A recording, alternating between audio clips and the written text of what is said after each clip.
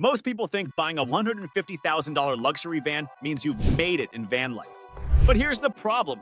That expensive ride might actually ruin your freedom, your wallet, and your entire trip. Yeah, you don't usually hear that in luxury camper van reviews. From breakdown nightmares to stealth camping disasters, luxury doesn't always equal better.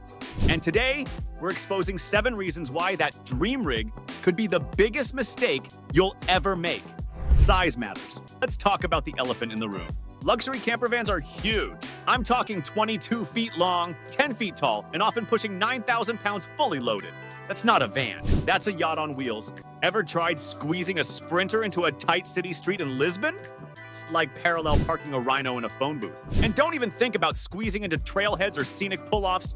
Many national park roads have size limits under 21 feet, so your 6-figure mansion on wheels just got benched. Now compare that to something like a Toyota Hiace, Ford Transit Connect, or a good old Astra van. Those things can do U-turns on a dime, fit in standard parking spaces, even in Europe, and slide into stealth camping spots without drawing any attention. The Ford Transit Connect, for example, is just 15 feet long and under 6 feet tall, meaning you can smash that like button if you haven't done so already. But no, in all seriousness, it means you can literally park it in a grocery store lot and go unnoticed. So while luxury van lifers are circling Walmart for their 3-spot long space, the budget crew is already parked, cooking dinner, and charging their phone in peace. Who knew smaller could feel so much bigger? High tech or high maintenance. Luxury vans are starting to feel more like spaceships than campers. You've touchscreens for your lights, apps for your fridge, electric slide-outs, and in some cases, Bluetooth-controlled window shades. Cool? Sure, until one of them stops working.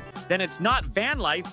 IT support on wheels. One friend had their electric bed jammed halfway between sleep mode and couch mode. It took 4 hours, 2 phone calls, and one very angry German manual to get it unstuck. Luxury vans pack in dozens of smart systems, from Victron Energy solar controllers to Truma combi heaters with digital displays. But when one of these goes down, good luck. These aren't parts you grab at the local hardware store. Sometimes you need a certified tech or a shop that's 3 states away.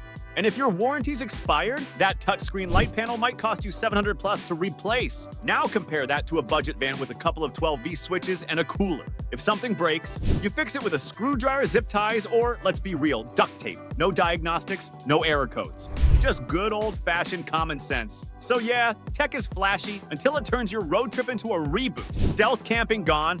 Stealth camping is an art, and luxury vans are the worst at it. I mean, let's be real. When your van has its custom alloy wheels, rooftop AC units, a $4,000 paint job, and a shiny Mercedes badge, you're basically driving around in a billboard that says, "Rob me, I'm rich." The average Sprinter van build costs anywhere from $100,000 to $200,000. And trust me, thieves know that too.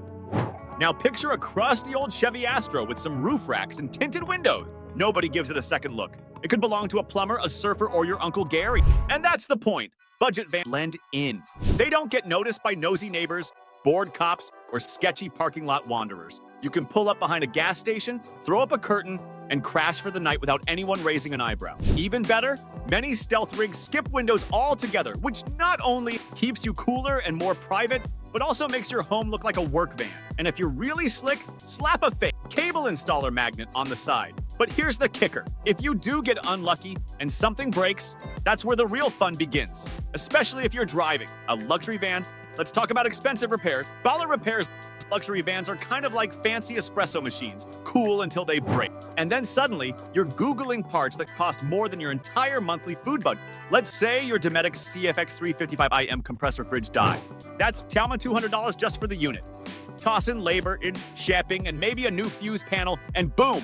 Your sandwich now costs about $75 per slice. It's not just fridges. Got a Truma water heater? That's another $1,300. A Victron inverter? Easily $900 to $1,500. And heaven forbid your touchscreen light controller dies. Some of those panels run $400 plus. And no, Amazon Prime doesn't have one in stock. Meanwhile, in the land of budget vans, your fridge is a 50 Coleman cooler from Walmart and a bag of gas station ice. If it breaks, you toss it and grab another. The plumbing, it's a 5-gallon water jug with a pump. If that leaks, you fix it with a roll of tape and some hope. And if the solar setup goes out, you plug into a cafe wall socket and call it rustic. Luxury repairs hurt your wallet. Budget van fixes? Mostly just your pride.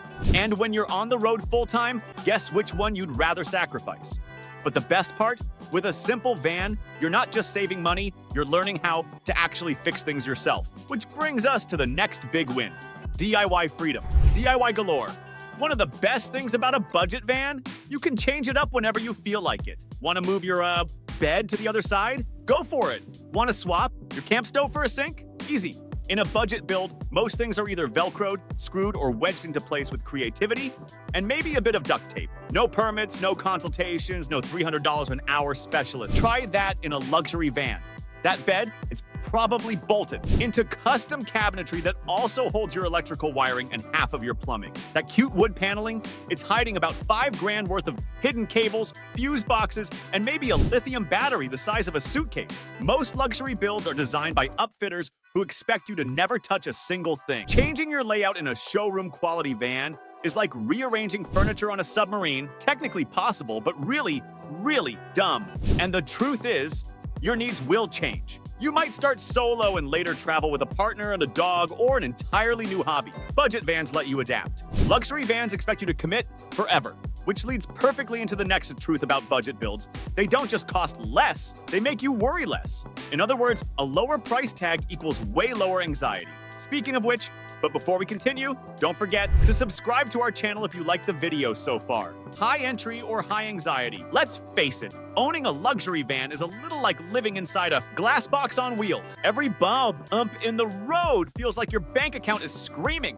You spill some coffee on your custom Italian leather seats? That's not a wipe, that's a wallet cry. Scratch the cabinetry made from sustainably sourced teak? Congratulations, you've just devalued your home by about $600. High-end interiors can run over $70,000, and once it's in, you'd better treat it like a museum. Now flip that and look at a budget build. You've got plywood floors you bought on sale, maybe some used, IKEA cabinets, and a secondhand camping stove. If you scratch the countertop, who cares? Paint, peels, slap a sticker over it. The vibe is less showroom and more lived in, and that makes all the difference. You're free to cook, hike, crash, get muddy, and just exist without the stress of ruining something precious. And here's the beauty of it. That freedom to be messy opens up a whole new world of adventure, because when your van isn't a fragile dollhouse, guess what? You're finally ready to take it off the beaten path. Which brings us to reason number 7. You can't off-road. Luxury vans might look tough with their big tires and fancy roof racks, but a lot of them are just highway queens in disguise. Most come standard with 2WD, and when things get muddy, rocky, or snowy, they panic like a chihuahua in a thunderstorm. A fully built Mercedes Sprinter 2WD, which is what many luxury builds use, has poor clearance and can get stuck on nothing more than a gravel incline. Now let's talk about the real underdog heroes. Older AWD vans like the Chevy Astro, Toyota Hiace, or a lifted Ford Transit with AWD. These rigs may not be pretty, but they're tough as nails. Luxury vans, even if you get a 4x4 Sprinter, you're still lugging around 9,000 pounds of bollard. Cabinetry and marble countertops, not exactly trail-friendly. One wrong turn and you're winching your six-figure house out of a mud hole while some guy in a rusty Subaru blows past you sipping kombucha. Thanks for watching. Here's another video camping enthusiasts loved watching.